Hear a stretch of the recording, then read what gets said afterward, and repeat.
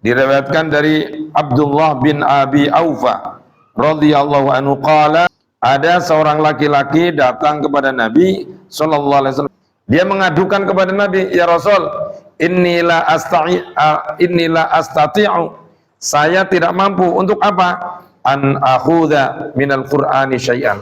Tidak mampu menghafal sedikit pun dari Al-Qur'an. "Ya Rasul, ajarkanlah kepadaku satu ayat yang bisa menyamai lah, yang mencukupi dengan Al-Fatihah." Lalu Rasulullah mengajarkan, faqala qul subhanallah walhamdulillah wala ilaha illallah wallahu akbar wala haula wala quwwata illa billahil aliyyil azim.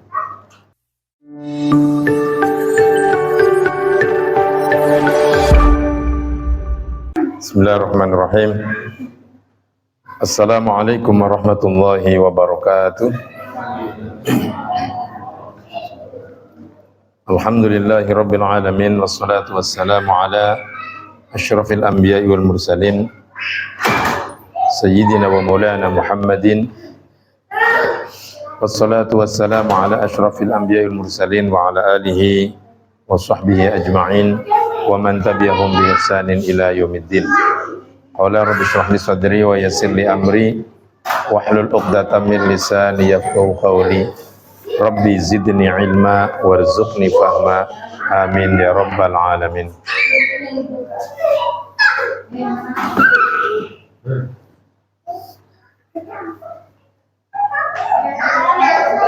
Jamaah yang dimuliakan oleh Allah Subhanahu wa taala, Bapak-bapak dan ibu-ibu, semoga kita semua senantiasa selalu bersyukur kepada Allah Subhanahu wa taala atas segala nikmat yang Allah anugerahkan kepada kita, baik nikmat yang kecil maupun yang besar, nikmat yang sedikit maupun yang banyak, nikmat yang kelihatan maupun yang tidak kelihatan. Mudah-mudahan kita semuanya tergolong orang-orang yang selalu bersyukur kepada Allah Subhanahu wa taala. Karena sungguh banyak nikmat Allah yang Allah berikan kepada kita sampai kita tidak bisa menghitungnya. Wa in ta'uddu ni'matallahi la tusuha. Jika kita menghitung nikmat Allah, maka kita tidak akan mampu untuk menghitungnya. Maka bagian daripada kita bersyukur kepada Allah adalah kita menjalankan segala perintahnya, menaati segala perintahnya, dan kita menjauhi dari segala larangan Allah Subhanahu wa ta'ala. Yang kedua, marilah kita selalu membaca sholawat dan salam kepada junjungan Nabi kita Muhammad SAW. Mudah-mudahan kelak kita akan mendapatkan syafaatul uzma, syafaat di yaumil qiyamah. Amin ya rabbal alamin. Bapak-bapak dan ibu-ibu, saudara-saudara sekalian, jemaah yang dimuliakan oleh Allah Subhanahu wa taala. Alhamdulillah, malam hari ini kita akan meneruskan kajian Kitab Bulughul Maram, masih di bab sifatus shalah, ya. Masih di bab tentang sifat sholat, ya. Karena bab ini banyak, ya, jadi hadisnya banyak, tidak mungkin sekali dua kali pertemuan, ya. Maka kita akan lanjutkan di hadis berikutnya, itu kalau di kitab saya yaitu di halaman 57, ya. Hadis yang ke-303, ya, kalau yang di saya. Di pertemuan yang lalu kita membahas tentang bismillah, ya, tentang bismillahirrahmanirrahim, bahwa bismillah adalah fa innaha ihda ayatiha. Jadi bismillahirrahmanirrahim adalah bagian daripada ayat surat Al-Fatihah, ya. Inilah yang dianut oleh Al-Imam Asy-Syafi'i. Maka ketika kita baca surat Al-Fatihah, maka bismillah diikutkan, ya. Bismillahirrahmanirrahim, alhamdulillahirabbil alamin, dan seterusnya. Gitu, ya. Ini dalam hadis 302, ya. Mari kita kaji di hadis yang 303. Wa anhu qala kana Rasulullah sallallahu alaihi wasallam idza faragha min qiraati ummil qur'ani rafa'a sautahu wa qala amin. Ya. Rawahu ad-Daruqutni wa hasanahu wal Hakim wa sahahahu. Ini kemarin yang ditanyakan sama apa itu? Pak Taufik bukan? Yang tentang amin ya. Ya itu ya. Idza faragha ya. Ketika selesai ya. Karena Rasulullah sallallahu alaihi wasallam idza faragha ketika selesai min qiraati ummil Quran setelah membaca Al-Fatihah ya, setelah membaca Al-Fatihah yaitu ummil Quran ya. Ini anak-anaknya. Rafa'a sautahu, maka Rasulullah sallallahu alaihi wasallam rafa'a sautahu, artinya suaranya itu dikencengin. Wa qala, mengatakan amin. Jadi mengatakan amin itu Rasulullah dengan suara jahar. Amin. Kencang. Yaitu amin. Ya, jadi kencang. Ya. Makanya kalau apa imam ghairil maghdubi alaihim waladdallin, kencengin amin. Nah, ini kalau zaman-zaman sekarang ambil pemilu ngomong amin bisa ada konotasinya lain, tapi di sini bukan pemilu ya. Tapi Rasulullah SAW mengucapkan lafaz amin setelah membaca surat Al-Fatihah. Walaupun kita sholat sendiri, ya. Biasanya kalau sholat sendiri baca amin nggak? Suka. Berarti kadang enggak ya? Kan suka. Kalau Pak Amin baca amin udah pasti Pak Amin. Pasti. Ya kan? Kalau Pak Amin pasti baca amin ya. Jadi Siratal ladzina an'amta 'alaihim ghairil maghdubi 'alaihim waladdallin. Amin. Sama. Ya sama. Rafa'a sautahu. Ini ya. Jadi agak dikencengin ya. Walaupun sendiri. Iya, walaupun sendiri. Ya, yang nggak usah standarnya sendiri ya, nggak usah kenceng banget kayak anak-anak itu kan. Nah, itu kan. Sendiri amin. Wah, ya ini ngapain ini kan? Nggak usah. Jadi cukup ya standarnya ya. Makanya rafa'a sautahu. Jadi Rasulullah nggak melirihkan suaranya, tapi dikencengin suaranya, diangkat suaranya. Rafa' itu kan ngangkat. Jadi suaranya tadinya pelan, maka rafa'a sautahu. Nah, ini. Bahkan ada dalam beberapa keterangan itu para ulama menambahkan sebelum ngomong amin, Rabbighfirli. Ya, Rabbighfirli amin. Nah, ada keterangan ulama lagi, Rabbighfirli wa liwalidayya amin. Nah, itu. Ada yang menambahkan seperti itu. Yang nggak ditambahkan nggak apa-apa. Nah, itu kan. Ada beberapa pendapat yang mengatakan ditambahkan Rabbighfirli amin. Ada. Artinya wa ghairil maghdubi 'alaihim waladdallin Rabbighfirli amin. Ada tambahkan Rabbighfirli wa liwalidayya amin. Atau langsung saja wa ghairil maghdubi 'alaihim waladdallin amin, langsung. Ya, jadi walaupun sholat sendiri tetap kita membaca amin ya, aminnya tetap kita baca ya. Amin itu artinya apa? Amin artinya apa? Nah, semoga Allah mengabulkan atas segala doa-doa kita. Nah, itu kan? Karena Al-Fatihah itu hampir keseluruhannya berisi tentang doa. Iyyaka na'budu wa iyyaka nasta'in. Ya kan? ihdinas siratal mustaqim, ya, tunjukilah kami ke jalan yang lurus, ya. Siratal ladzina an'amta 'alaihim ghairil maghdubi 'alaihim waladhdallin. Amin. Semoga Allah mengabulkan segala doa-doa kita. Makanya kalau lagi jamaah jangan diem baik, jangan cicing baik, ya. Jadi ghairil maghdubi 'alaihim, selesai imamnya, kemudian kita membaca amin, ya. Paham itu ya? Jadi jangan kita diam saja, karena itu hukumnya sunnah, ya. Wali Abu Dawud wa Tirmidzi min haditsin Wa'il ibni Hujr nahwuhu. Begitu juga menurut hadisnya Imam Abu Dawud yang Abu Dawud dan Imam Tirmidzi dari hadis Wa'il bin Hujr nahwuhu. Artinya Imam Abu Dawud dan Imam Tirmidzi juga menerangkan hal demikian, ya, bahwa Rasulullah SAW setelah membaca Ummul Quran, bahwa suratul Fatihah, maka membaca amin. Nah, itu ya. Jadi surat Fatihah itu ada Ummul Quran, ya, itu kan. Apalagi Ummul Quran, surat Fatihah itu Sab'ul Mathani sebutannya, ya, itu kan. Sab'ul Mathani itu berarti surat yang mempunyai 7 ayat, Sab'ul Mathani, ya.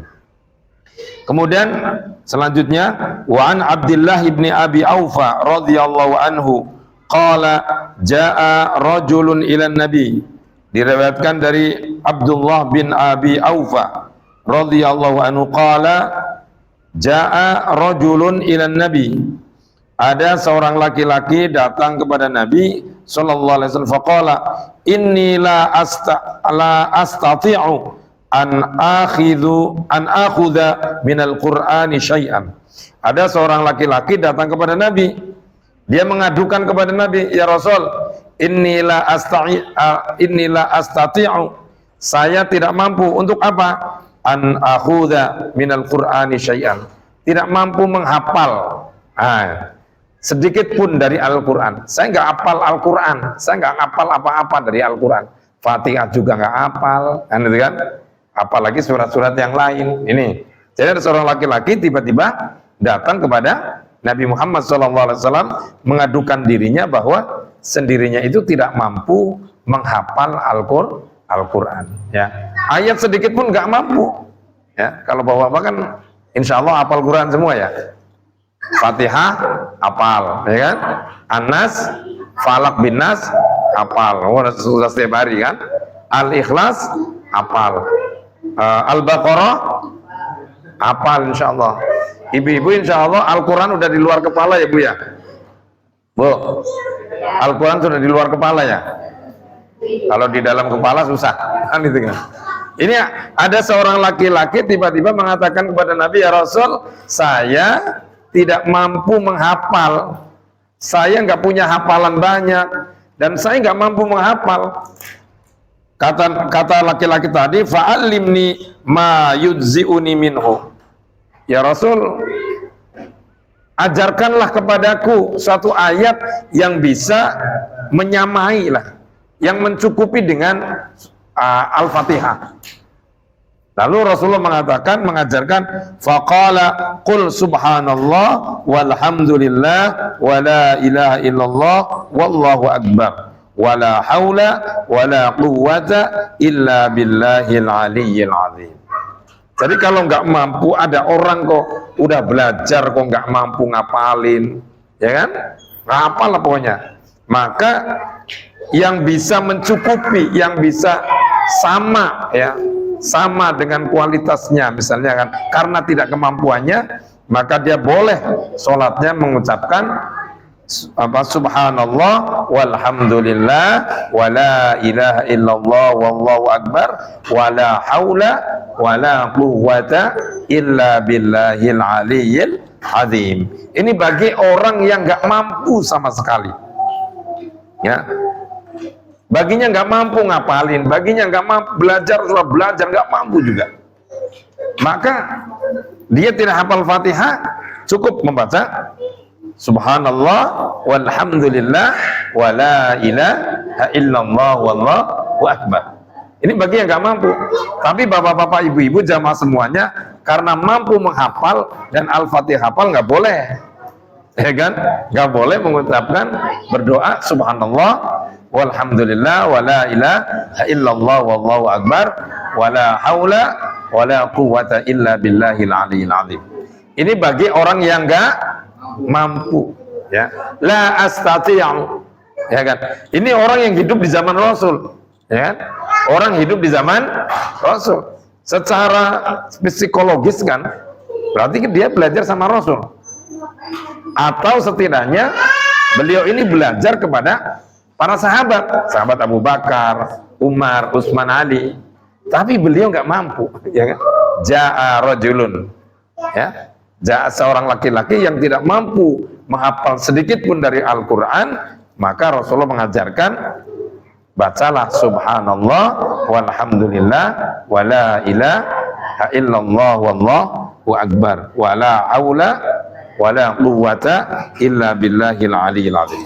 Nah ini ya. Jadi nanti bapak-bapak, ibu-ibu, kalau ada orang tanya, saya nggak hafal nih, tapi saya nggak hafal Quran, nggak hafal Fatihah, saya nggak mau sholat ya, ada solusinya, ya kan? Yang penting kerjakan sholat, kamu kerjakan sholat, baca ini, ajarkan ini, ya.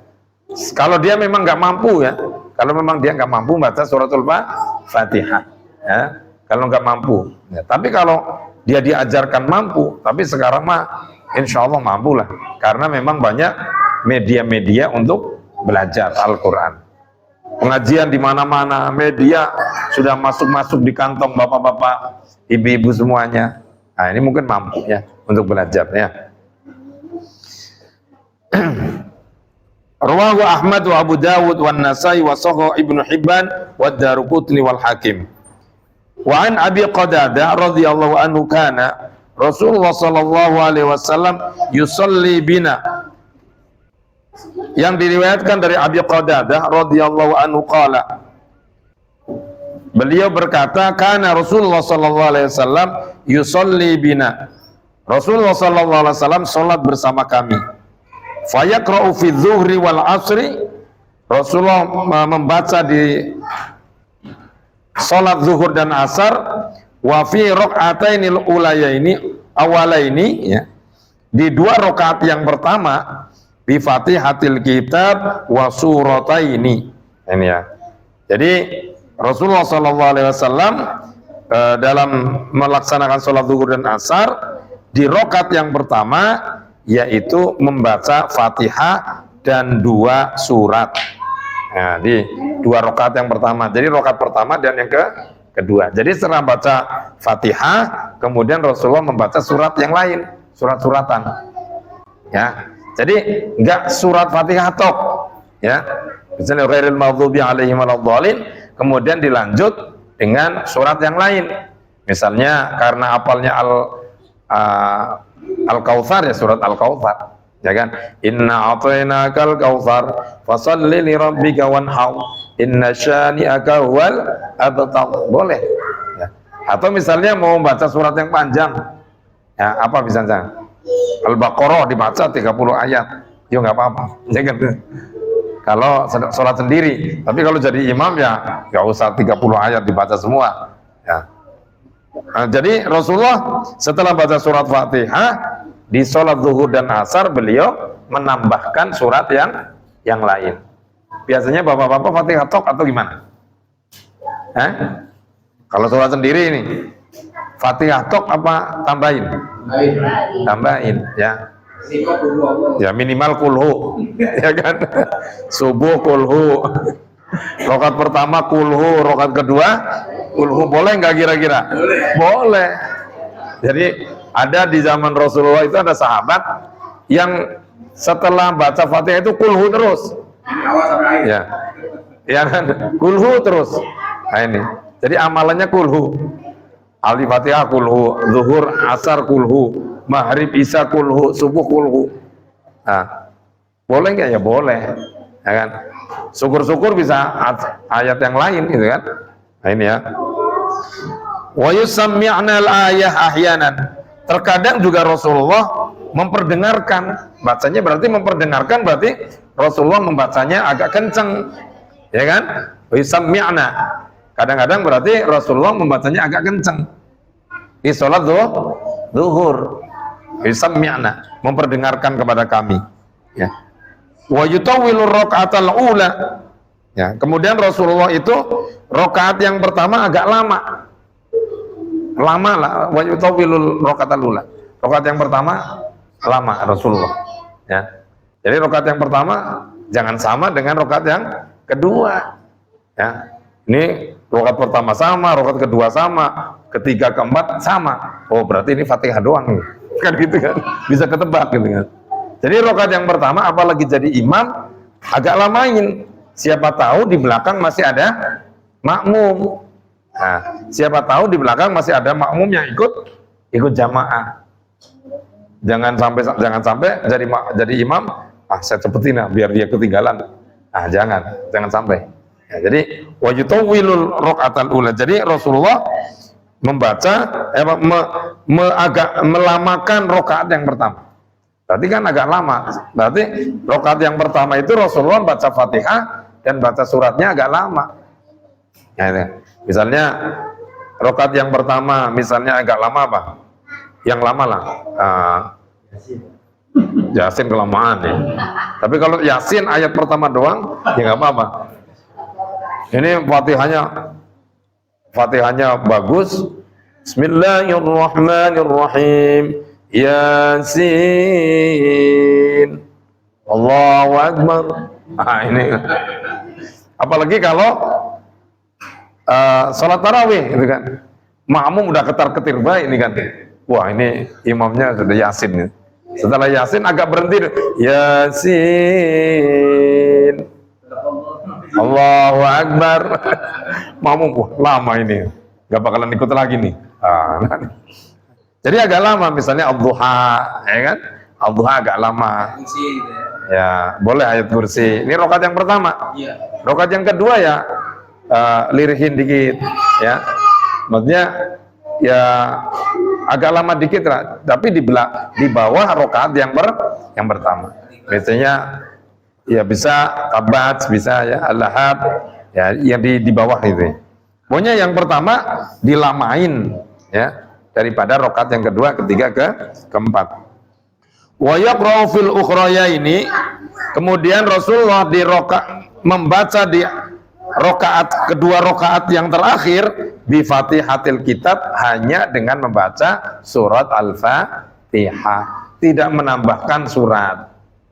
Ya, jadi di rakaat yang ketiga dan yang keempat Rasulullah di sholat zuhur dan asar tidak menambahkan surat yang lain. Nah ini. Berarti kalau bapak-bapak dan ibu-ibu di rakaat yang ketiga keempat membacakan surat yang lain, berarti menyalahin Rasulullah. Kan itu kan. Kadang-kadang ada, ya kadang-kadang ada. Jadi cukup dengan membaca surat Al-Fatihah. Ini saking sholatnya getol banget, khusyuk banget, ditambahin. Semua-muanya ditambahin surat. Nah itu nggak sunnah. Yang sunnahnya adalah di rakaat yang pertama dan yang kedua. Di rakaat yang pertama lama, rakaat yang kedua di bawah di bawah lamanya nggak terlalu lama ya daripada rakaat yang pertama, dan rakaat yang ketiga keempat cukup dengan membaca surat Al-Fatihah. Muttafaqin.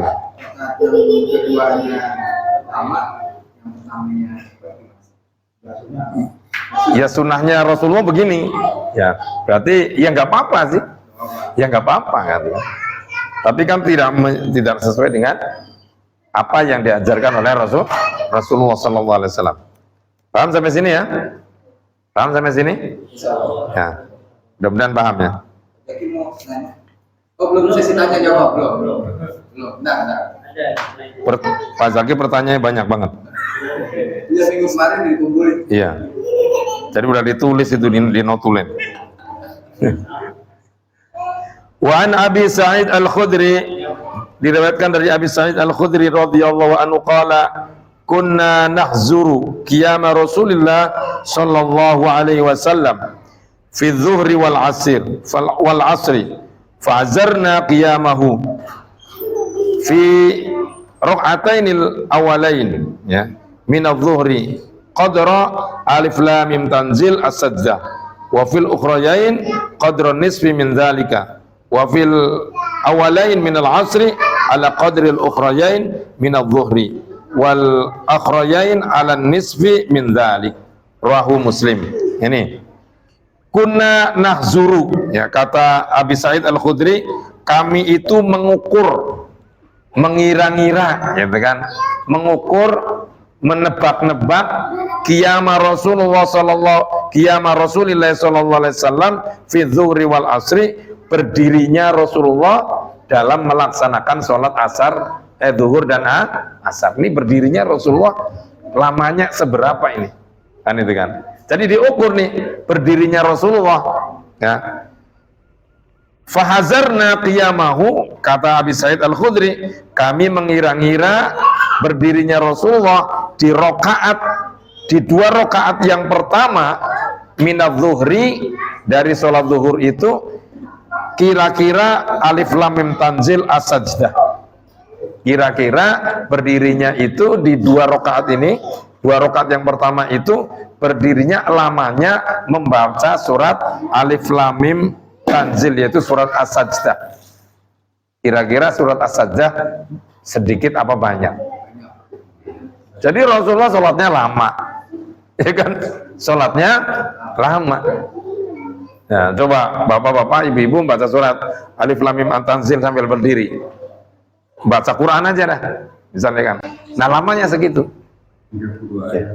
Iya, surat as-sajdah. Ya. Kemudian wafil ukhrayain qadron nisfi min dzalika, dan di 2 rakaat yang kedua, yang akhir ya, itu separohnya dari alif lam mim tanzil. Jadi separohnya. Kalau as-sajdah berapa tuh? 32 ayat. Berarti separohnya berarti 16 ayat. Jadi ya, jadi separohnya. Jadi 2 rakaat yang pertama itu kira-kira berdirinya kita membaca surat alif lam mim tanzil, yaitu surat as-sajdah. Dan 2 rakaat yang terakhir ya, ketiga dan keempat itu separohnya surat as-sajdah. Nah, itu kira-kira seperti itu ya. Berarti agak lama. Kita sholatnya lama nggak nih kita?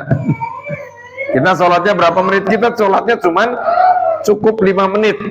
Berarti Rasulullah itu kalau sholat lebih dari 10 menit ya. Jadi Rasulullah itu sholatnya lebih dari 10 menit. Nah, ini Masya Allah. Kalau kita sholatnya sedikit lama dikit aja, kalau imamnya lama dikit aja nggak ada pengikutnya. Nah itu kan, apalagi sholat tarawih nih, imamnya siapa nih?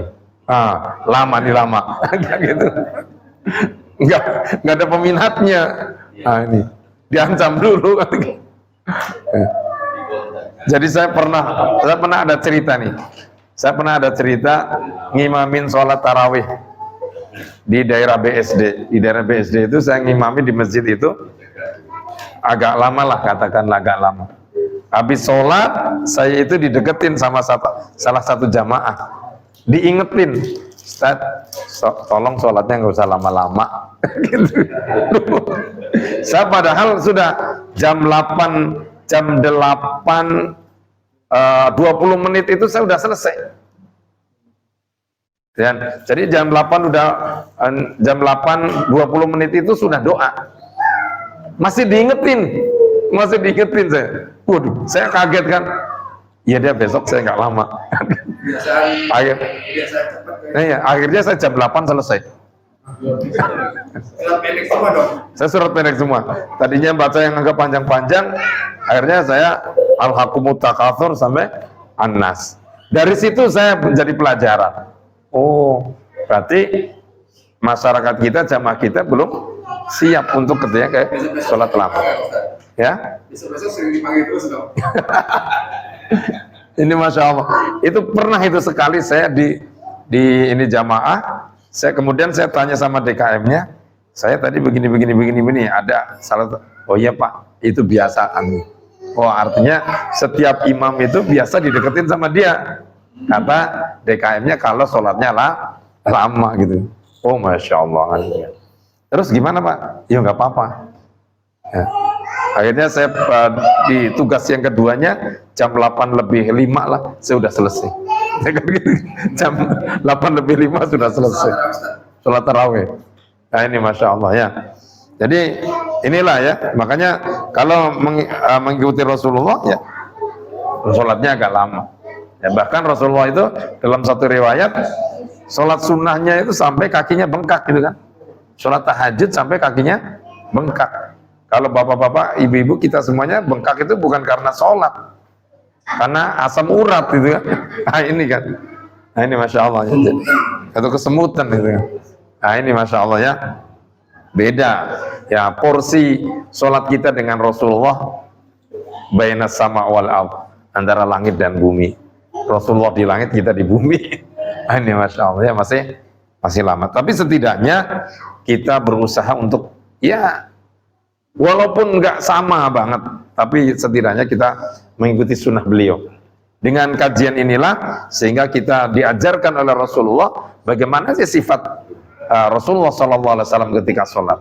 Jadi supaya sholat kita itu betah, ya, kita betah-betahin tuh sholat, ya, betah-betahin sholat, karena sholat adalah ittisal, ya, al-isolat ilallah, kita berkomunikasi dengan Allah, makanya betah-betahin tuh sholat, ya, paham itu ya? Jangan sholat jangan grundel, jadi makmum grundel. Nah, ikhlas, imamnya mau panjang ke, mau pendek ke, ya ikhlas saja. Nah, jangan sampai Allahu Akbar, imamnya agak lama, di dalam hatinya gak enak nih. Wah ini imam gimana ya?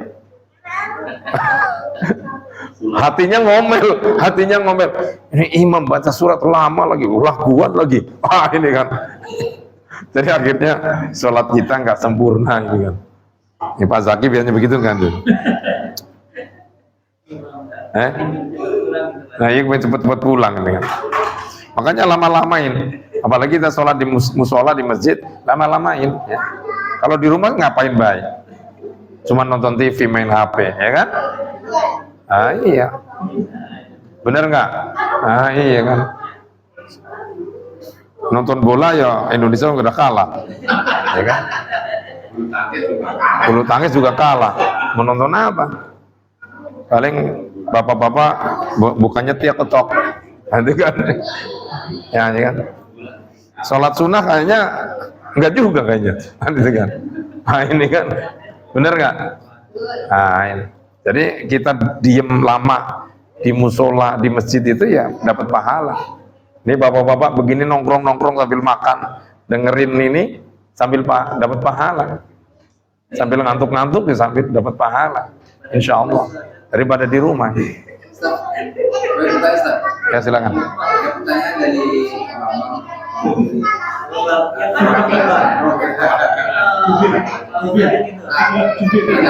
kenapa imam itu kalau sholat maghrib isya dan subuh membaca surat keras, sedangkan zuhur dan asar tidak? Ya. Ada hadisnya kan? Ya. Sejarahnya. Ya. Jadi gini. Dulu di zaman Rasulullah itu kalau siang itu kan orang-orang kafir itu kan berkeliaran di mana-mana. Jadi kalau kedengaran Rasulullah lagi sholat itu pasti ditangkap dan dibunuh, ya kan? Makanya disirkan, gitu kan? Disirkan, dilirihkan suaranya enggak, ya lirih lah, suaranya lirih. Ini sejarahnya ya, ini sejarahnya begitu. Nah kalau malam kenapa dijaharkan? Orang-orang mereka kafir Quraisy sudah pada tidur, artinya tidak berkeluyuran lagi, tidak mencari.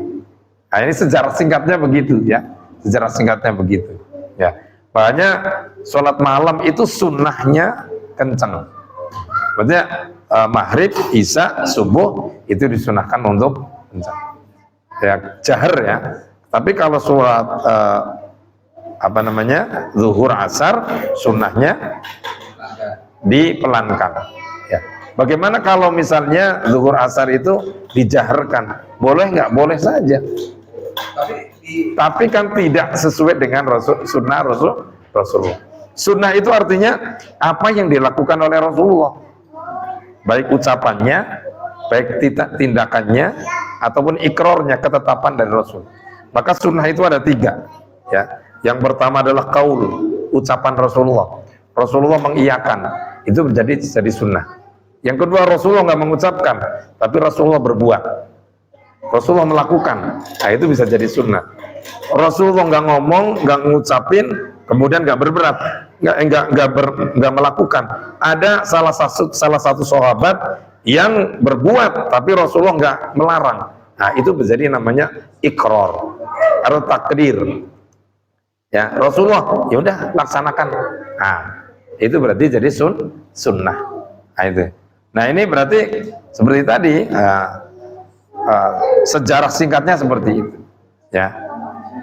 Jadi begitu Pak Bambang. Jadi zuhur asar sunnahnya pelan, maghrib isya subuh sunnahnya jahar. Ya, ya. Jadi paham ya? Paham ya?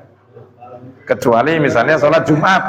Kalau sholat Jumat sunnahnya keras, ya sunnahnya keras. Karena jamaahnya memang banyak gitu kan, nggak ada yang berani. Allahu Akbar, diam baik, udah amat, bingung kan jamaahnya banyak gitu kan. Apalagi imamnya Pak Zaki, Allahu Akbar, tiba-tiba amin aja. Nah, ini kan.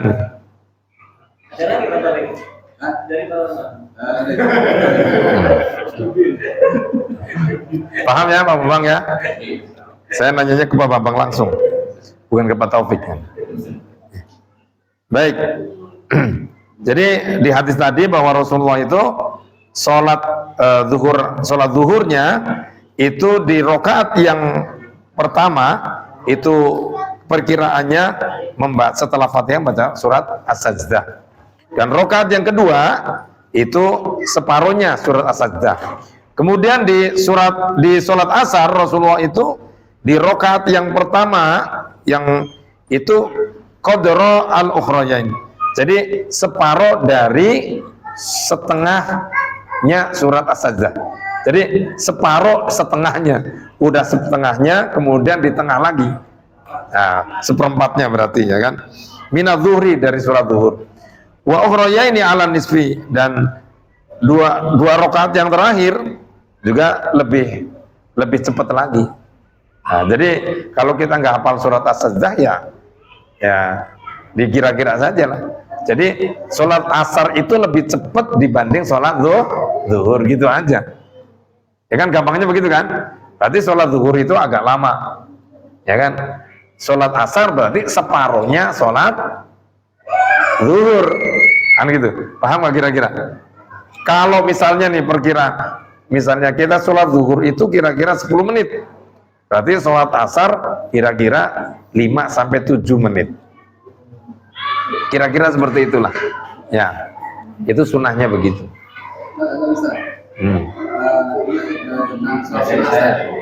Sholat sunnah. Ini perwakilan kan nih? Oh bukan. Badiah setelah maghrib misalnya. Apakah setelah sholat Al-Fatihah dilanjutkan dengan sholat yang lain, atau hanya sholat Al-Fatihah saja? Sama sebenarnya, mau sholat sunnah mau sholat wajib ya, di rokaat yang pertama dan yang kedua, karena ini 2 rokaat maka disunahkan untuk membaca surat yang lain, gitu kan. Kalau umumnya itu kalau sholat sunnah itu umumnya rokaat yang pertama adalah Al-Kafirun, rokaat yang kedua adalah Al-Ikhlas, kan gitu kan. Umumnya boleh nggak surat yang lain? Boleh saja. Kalau misalnya sholat duha itu dianjurkan untuk baca surat Ad-Duha dan Asy-Syams, wasyamsi wadduhaha, atau rokaat yang kedua wadduha wal-laili idza saja, kan itu kan. Tapi boleh saja misalnya qobliyah dan ba'diyah tidak membaca surat yang lain, ya nggak apa-apa. Iya, nggak apa-apa. Kalau waktunya mepet ya nggak usah baca surat yang lain.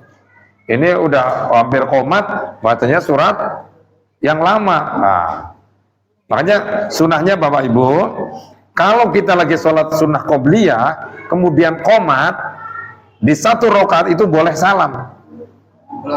Langsung. Karena sudah qomat. Kalau belum berdiri, nah ya kalau belum sampai selesai satu rakaat. Kalau sudah berdiri, dibatalin. Oh, langsung ikut jamaah. Kan itu kan. Nah, ini kadang-kadang ada udah qomat langsung sholat aja. Tapi kalau saya nih kadang satu rakaat saya selesaikan, saya salam. Nah itu kan. Karena nggak enak tiba-tiba batalin, itu nggak enak. Jadi Allahu Akbar sujud, ruku sujud, kemudian saya nggak berdiri lagi, langsung salam saja. Itu sudah dihitung sunnah, gitu kan? Karena sholat wajib itu afdhal, lebih utama. Nah, seperti itu ya. Makanya Bapak Ibu, kalau kita memang kepengen sholat sunnah qobliyah, ya bisa juga dilakukan di rumah, ya kan? Atau kita datang ke masjid, ke mushola lebih awal waktunya, ya, lebih awal waktunya. Jangan kita udah mau qomat,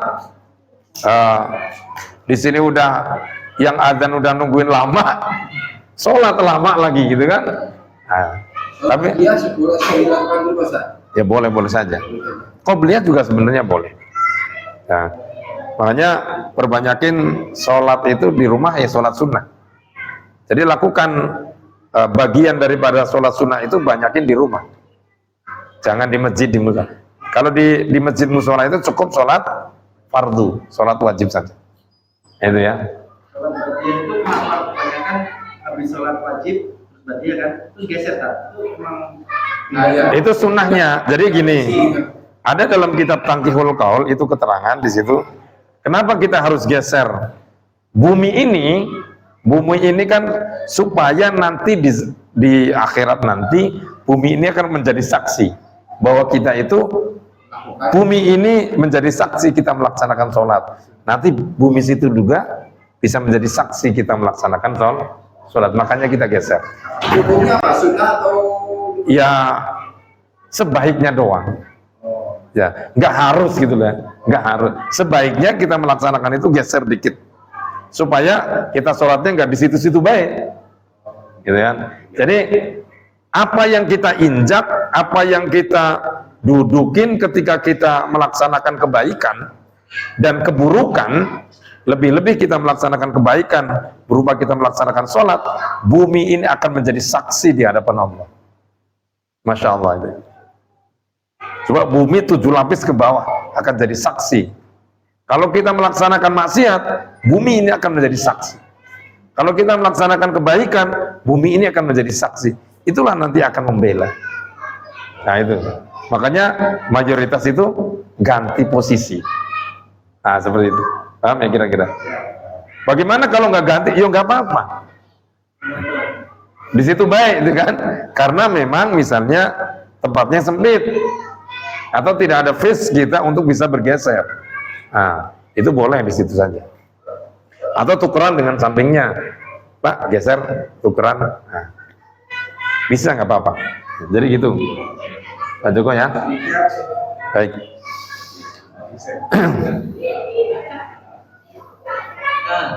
Ada lagi? Oh ya.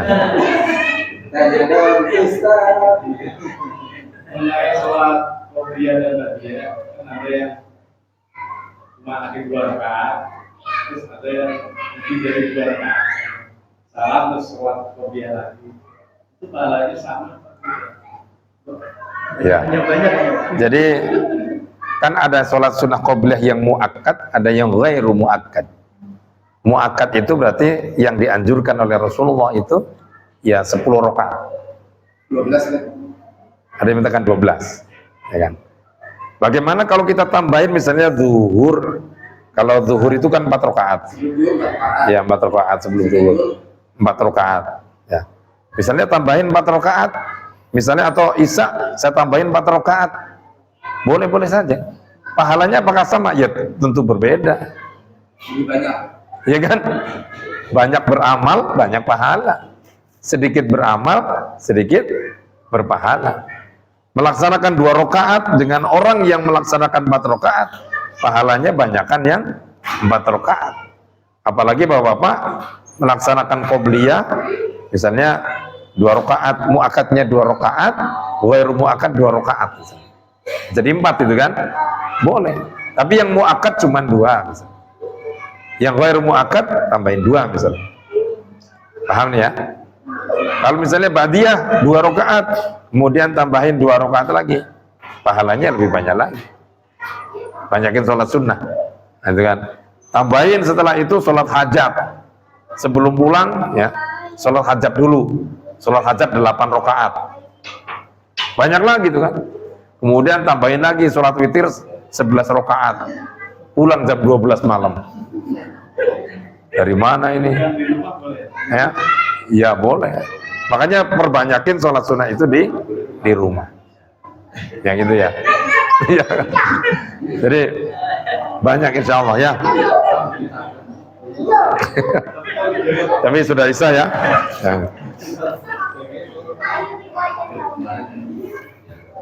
Baik. Sudah paham itu ya? Ya sedikit, mudah-mudahan bisa dipahami dengan baik sehingga kita sedikit demi sedikit bersama-sama kita menyempurnakan sholat kita. Ya, ini sholat pembahasannya lama, ya, supaya sholat kita benar. Ya, sholat kita benar sesuai dengan anjuran para rasul dan yang diterangkan para ulama-ulama kita, para arbaatul mujtahidin. Ya, mudah-mudahan sholat kita selalu kita benahi bersama, sehingga sholat kita secara zahirnya baik, secara batinnya khusyuk, dan sholat kita diterima oleh Allah Subhanahu wa ta'ala. Baik, marilah kita tutup dengan baca surat, dengan membaca kafaratul majlis. Subhanakallahumma wa bihamdika asyhadu an la ilaha illa anta astaghfiruka wa atubu ilaik. Assalamualaikum warahmatullahi wabarakatuh.